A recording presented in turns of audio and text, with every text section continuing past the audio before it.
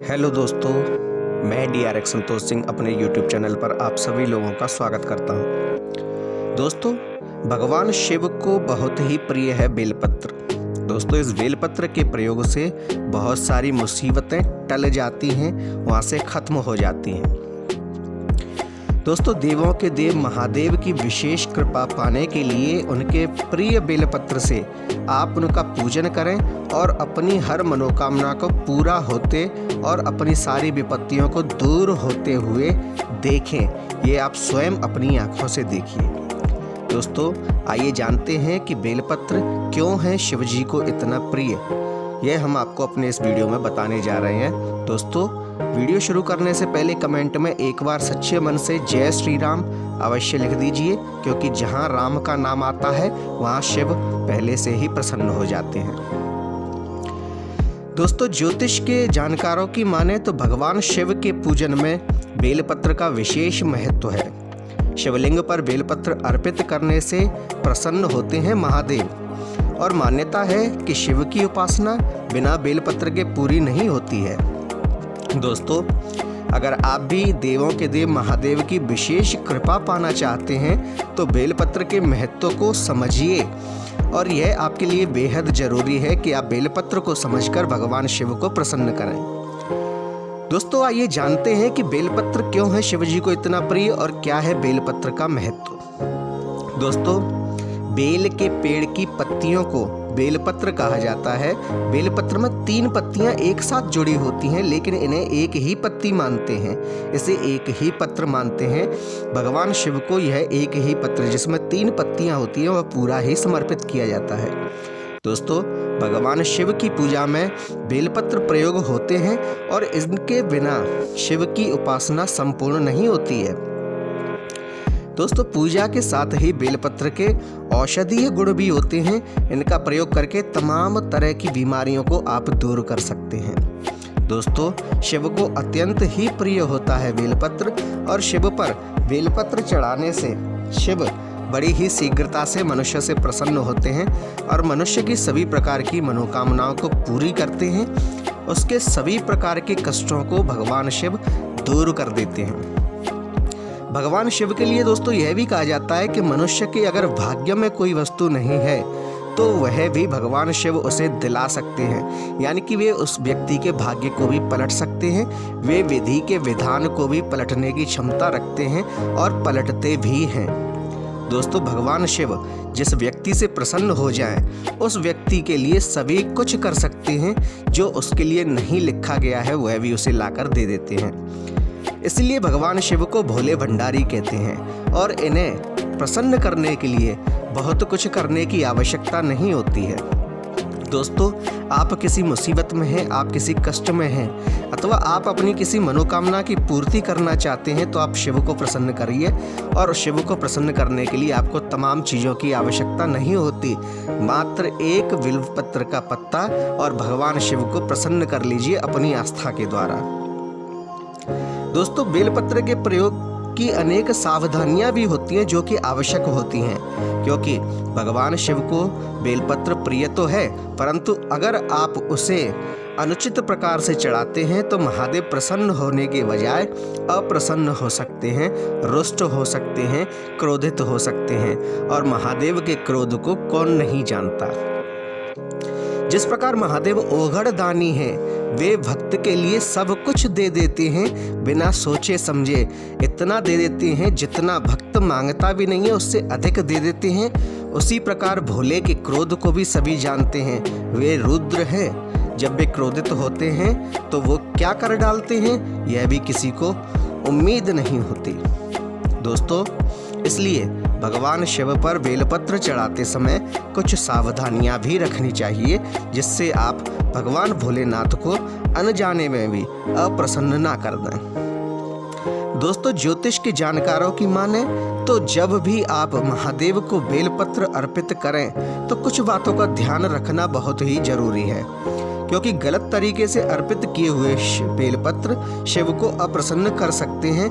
कौन सी हैं वे सावधानियां, यह हम आपको बताते हैं। नंबर 1, दोस्तों, जिस बेलपत्र को आप महादेव पर चढ़ा रहे हैं, शिवजी पर चढ़ा रहे हैं, शिवलिंग पर चढ़ा रहे हैं, उस बेलपत्र में 3 पत्तियां होनी चाहिए।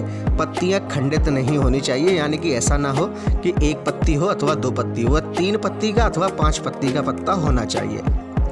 नंबर 2, दोस्तों पत्तियां कटी या टूटी हुई ना हो और उनमें कोई छेद भी नहीं होना चाहिए, वे खंडित नहीं होनी चाहिए।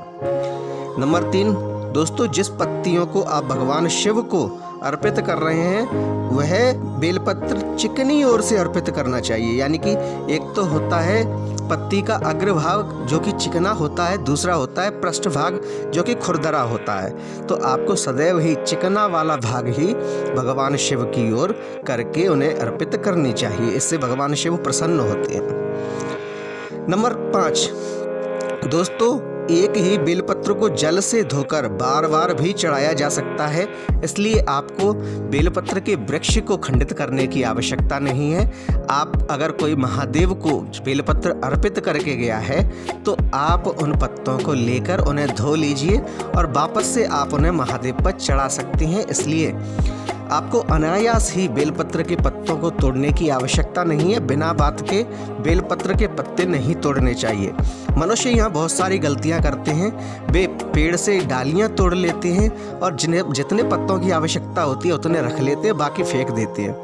दोस्तों दुर्भाग्यपूर्ण होता है यह आपके पुण्य फल को बढ़ाने के बजाय आपके पाप कर्म को बढ़ा देता है। इसलिए उतनी ही पत्तियाँ लीजिए, वृक्ष से क्षमा याचना करके उससे विनती करके ही पत्तियां लीजिए और उन्हीं पत्तियों को महादेव स्वीकार करते हैं। दोस्तों शिवजी को बेलपत्र अर्पित करते समय साथ में ही जल की धारा अवश्य चढ़ानी चाहिए, इससे शिव अत्यंत प्रसन्न होते हैं। दोस्तों बिना जल के बेलपत्र कभी भी अर्पित नहीं करना चाहिए। बिना जल के अगर आप बेलपत्र को अर्पित करते हैं तो शिव इससे अप्रसन्न होते हैं। दोस्तों इसके अतिरिक्त बेलपत्र से आप क्या क्या कर सकते हैं वह हम आपको इस वीडियो में बताते हैं। दोस्तों जिस व्यक्ति की शादी में देरी हो रही है उसे बेलपत्र का एक प्रयोग अवश्य करना चाहिए, अथवा जिस व्यक्ति की शादी नहीं हो रही है उसे भी यह प्रयोग अवश्य करना चाहिए। दोस्तों कई बार ना चाहते हुए भी शादी में देरी होने लगती है, कोई भी रिश्ता तय नहीं हो पाता है। इसका जो कारण होता है वह बेलपत्र के उपाय से समस्या को समाधान किया जा सकता है। दोस्तों बेलपत्र के प्रयोग से कैसे मनचाहे समय पर होगा आपका विवाह। आप 108 बेलपत्र लें और हर बेलपत्र पर चंदन से राम लिखें। दोस्तों ओम नमः शिवाय जपते हुए बेलपत्र को शिवलिंग पर चढ़ाएं। सारे बेलपत्र चढ़ाने के बाद शिवजी से शीघ्र विवाह की प्रार्थना करें, आपकी मनोकामना अवश्य पूरी होगी। दोस्तों अगर आपको गंभीर बीमारियां हैं अथवा आपके किसी परिवारीजन को गंभीर बीमारी है और आप उससे छुटकारा चाहते हैं तो आप शिवजी का प्रिय बेलपत्र गंभीर बीमारियों से आपको छुटकारा दिला सकता है। दोस्तों अगर आप लंबे समय से किसी बीमारी से परेशान हैं और हर इलाज नाकाम हो रहा है तब आप यह बेलपत्र का उपाय अवश्य कीजिए। दोस्तों बेलपत्र के पत्ते लीजिए आप 108 और उन पत्रों पर चंदन का इत्र भी लगा लें। अब एक एक बेलपत्र चंदन में डुबोते जाएं और शिवलिंग पर चढ़ाते जाएं। हर बेलपत्र के साथ ओम होम झूम सह का जाप करते रहें। मंत्र जाप के बाद जल्दी ही आप स्वस्थ होने की प्रार्थना करें। आप देखेंगे कि शीघ्रता के साथ आपकी बीमारी समाप्त हो रही है और आप शीघ्रता के साथ स्वास्थ्य लाभ कर रहे हैं, शीघ्रता के साथ आप ठीक होते जा रहे हैं। दोस्तों बेलपत्र के आयुर्वेदिक प्रयोग भी होते हैं जो हम आपको बताते हैं। दोस्तों बेलपत्र का रस अगर आंख में डाला जाए तो आंखों की ज्योति बढ़ती है। बेलपत्र का काढ़ा शहद में मिलाकर पीने से खांसी में राहत मिलती है और सुबह 11 बेलपत्रों का रस पीने से पुराना सिर दर्द भी ठीक हो जाता है। वहीं दोस्तों अगर आपका कोई मुकदमा चल रहा है, कोर्ट कचहरी चल रही है, आप बड़े परेशान हैं, तब आपको बेलपत्र का यह उपाय अवश्य करना चाहिए। दोस्तों जिस व्यक्ति की ज़िंदगी कोर्ट में कचहरी के चक्कर लगाने में बीतती है उसे ही जानकारी होती है, उसे ही पता होता है उस पर क्या बीत रही है। घर परिवार तक बर्बाद हो जाते हैं। तब दोस्तों आपको क्या करना चाहिए, आपको बेलपत्र का एक प्रयोग करना चाहिए जो आपको इसकी समस्या से समाधान दिला सकता है। दोस्तों रामचरितमानस के उत्तरकांड में राम राज्याभिषेक तक जाएं। राज्याभिषेक के समय शिवजी ने श्री राम जी को स्तुति की है, उसका पाठ करें। रोज सुबह प्रेम सहित श्री राम स्तुति का पाठ करने से सारी बाधाएं दूर हो जाती हैं। आप मुकदमा जीत जाएंगे और आपके सभी बिगड़े हुए कार्य बनने लगेंगे। वहीं दोस्तों, अगर आपकी गोद सूनी है, आपको संतान की प्राप्ति नहीं हो रही है, तब आप बेलपत्र का एक उपाय अवश्य कीजिए। दर दर भटकने के बजाय आप शिव को पकड़िए, उन्हें बेलपत्र का यह उपाय कीजिए। आपकी सूनी गोद भी भगवान शिव भर देते हैं। दोस्तों, अपनी उम्र के बराबर बेलपत्र लें, यानी कि जितनी आपकी उम्र है उतने बेलपत्र के पत्ते आप एक बर्तन में ले लीजिए और दूसरे बर्तन में कच्चा दूध ले लीजिए। एक एक बेलपत्र को दूध में डुबोते जाएं और शिवलिंग पर चढ़ाते जाएं। हर बेलपत्र चढ़ाने के साथ ओम नमो भगवते वासुदेवाय का जाप करें अथवा ओम नमो भगवते महादेवाय का जाप करें। दोस्तों, इसके बाद महादेव से संतान प्राप्ति की प्रार्थना करें। ऐसा करने से भगवान शिव शीघ्र ही आपकी सूनी गोद को भर देते हैं। दोस्तों, जिन व्यक्तियों के जीवन में, जिन व्यक्तियों की कुंडली में, जिन व्यक्तियों के भाग्य में ही संतान नहीं थी, भगवान शिव ने उन लोगों को भी संतान सुख दिया है। इसलिए भगवान शिव शीघ्र ही व्यक्ति की मनोकामना पूरी करते हैं और उसकी सूनी गोद को भर देते हैं। दोस्तों, बेलपत्र के यह उपाय करके देखिए और आपको पता चलेगा, आप अपनी आंखों से देखेंगे कि आपके सभी कष्ट खत्म होते जा रहे हैं, आपकी सभी समस्याएं, सभी मुश्किलें खत्म होती जा रही हैं और आप तरक्की करते जा रहे हैं। दोस्तों, आज के लिए इतना ही। आपको हमारा वीडियो अच्छा लगे तो कृपया इसे लाइक कीजिए, शेयर कीजिए, कमेंट में जय श्री राम अवश्य लिखिए और साथ ही हमारे चैनल को सब्सक्राइब कीजिए। धन्यवाद।